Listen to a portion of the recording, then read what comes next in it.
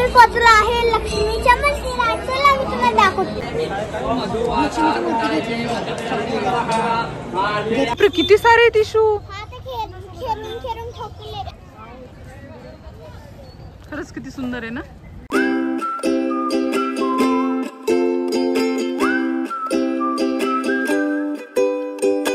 Welcome back to Shanvi channel. आता मी नाश्ता करत आहे. मग आपण जाऊया मंदिरात. लक्ष्मीच्या मंदिरात जाणार आहोत ना आता आपण.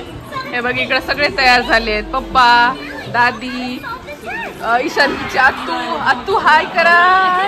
Good morning. प्रिशू पप्पा छान सगळे तयार झाले मस्त.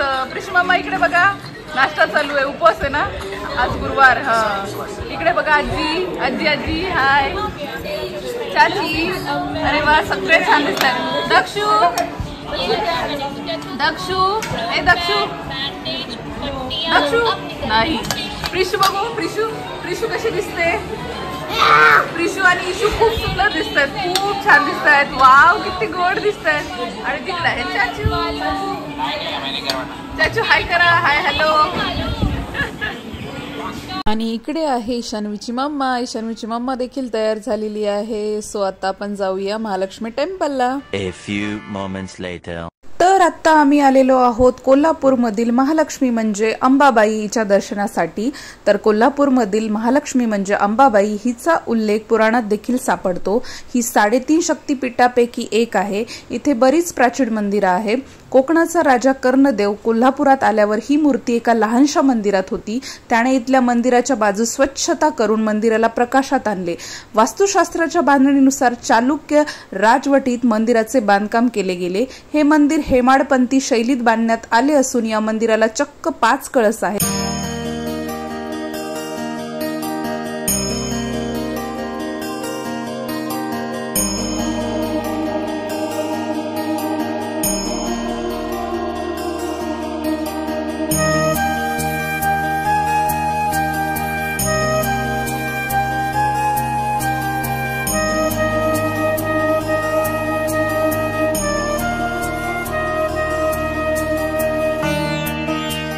तर सगळे मिळून आम्ही आत आलेलो आणि मी एक आख्यायिका वाचली. ती आख्यायिका मला सगळ्यांना सांगायला खूप आवडेल.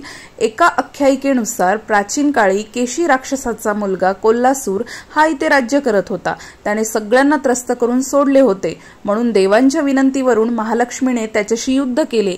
हे युद्ध 9 दिवस चालले होते. अश्विन शुद्ध पंचमीला महालक्ष्मीने कोल्हासुराचा वध केला.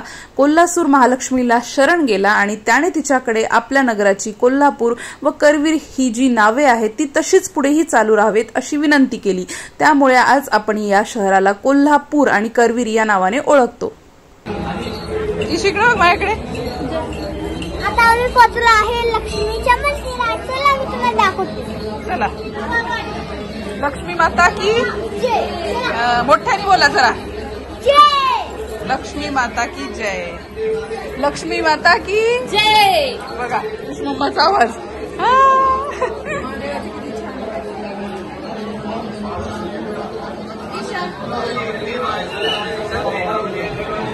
आत आल्याबरोबर आम्हाला तिथे महादेवांचे मंदिर दिसले आणि आम्ही शंभूचे आपल्या शंकराचे महादेवांचे दर्शन घेण्यासाठी आत आलेलो. तर तुम्ही पाहू शकता आणि नक्कीच कमेंट्स करा हर हर महादेव.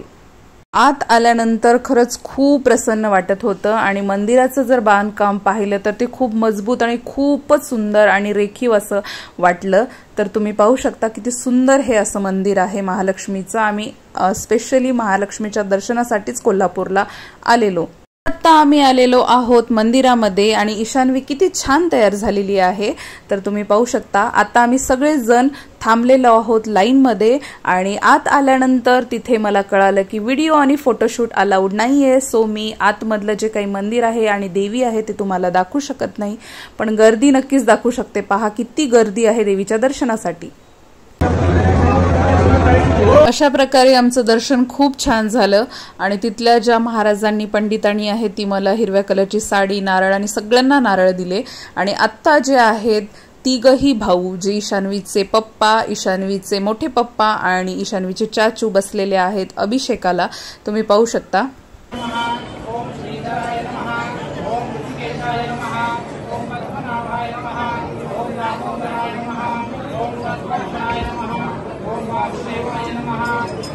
ज्या दिवशी अंबाबाईचे दर्शन झाले तो दिवस होता गुरुवारचा, म्हणजे 6 जून. तर त्या दिवशी आम्ही खूप छान असं दर्शन घेतलं आणि त्याच दिवशी होती शनी जयंती आणि अमावस्या देखील.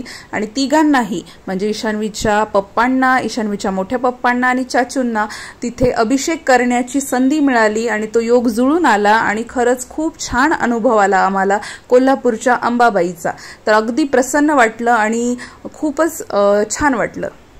सगळी जी पुरुष मंडळी होती ती समोर बसलेली आणि सगळ्या ज्या महिला होत्या त्या मागे बसलेल्या. तर इथे ईशान्वीची अत्तू, ईशान्वीची प्रिशू मम्मा, प्रिशू, ईशान्वीची चाची आणि ईशान्वीची पणजी सगळे जण आम्ही मागे बसलेलो. आणि इथे आहे ईशान्वीची आजी आणि ईशान्वीची मम्मा देखील जी शूट करत आहे ती देखील मागे बसलेली. तर अशा प्रकारे अंबाबाईचं दर्शन खूप छान झालं आणि तिथून आम्ही महालक्ष्मीचा मुखवटा घेतला मार्गशीर्ष महिन्यामध्ये जो गुरुवार येतो त्यासाठी. आणि दर्शनही खूप छान झालेलं आहे. A few moments later. तर आता आम्ही आलेलो आहोत कोल्हापूरमधील ताराराणी चौक या ठिकाणी. आणि आता आम्ही चाललेलो आहोत कुठे, तर आम्ही कोल्हापूरमधील फेमस जे ठिकाण आहे शाहू पॅलेस तिथे चाललेलो आहोत. आणि येस, आम्ही आलेलो आहोत शाहू पॅलेस या ठिकाणी. तर तुम्ही पाहू शकता हे आहे शाहू पॅलेस या ठिकाणचा परिसर. आणि आता आपण बघूया बरे एवढी गर्दी कशासाठी झालेली आहे.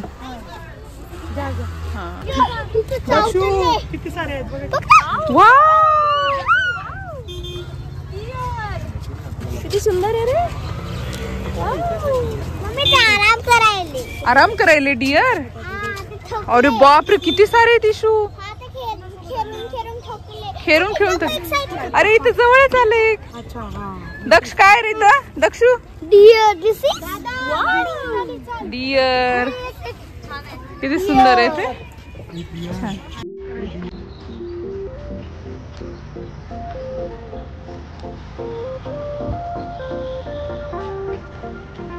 आता आम्ही आलेलो आहोत कोल्हापूर येथील शाहू पॅलेस म्हणजेच न्यू पॅलेस. इथे कोल्हापूर संस्थानाचे शासक महाराज शाहू छत्रपती यांनी ते बांधले होते. कोल्हापूर शहराच्या उत्तरेकडे साधारणतः 3 किलोमीटर अंतरावर हा राजवाडा हा पॅलेस आहे. राजवाड्याचे बांधकाम सन 1877 मध्ये सुरू झाले आणि सन 1884 मध्ये पूर्ण झाले. प्रसिद्ध ब्रिटिश वास्तुशिल्पकार चार्ल्स मांड यांनी न्यू पॅलेसची रचना केली होती. आणि ही वास्तू जी आहे शिल्पकलेचा उत्कृष्ट नमुना आहे. तुम्ही पाहू शकता किती सुंदर असं बांधकाम आहे. खरंच खूप छान, कौतुक करण्यासारखा हा राजवाडा आहे.